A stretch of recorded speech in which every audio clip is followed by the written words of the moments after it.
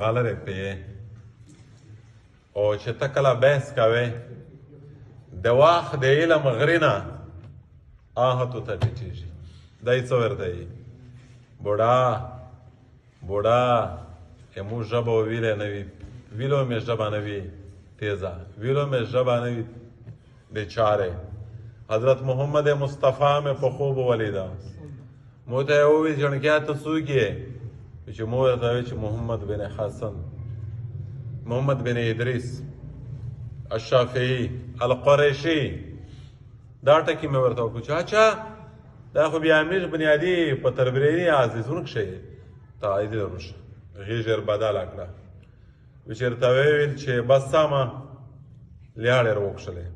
مو په شینډ یې راوسیلولې وی چې ورته ویل چې ورڅا امت ته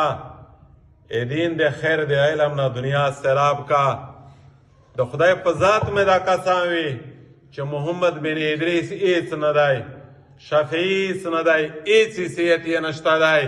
رسول الله د لیاړې برکات دی چې دنیو تدریمه جوګ در جوګ خلق دنیو زه په شان درپسې روان دي چې زه کله د احادیث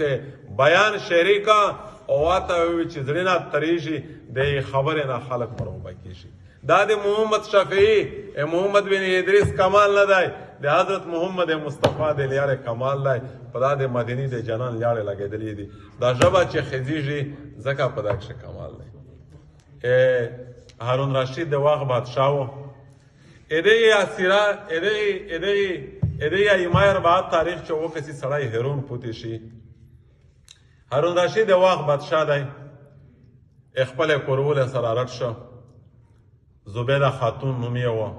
کیسې سره وړولې په کور شو میشتو کله کله ښکار والا ویرده کې زولا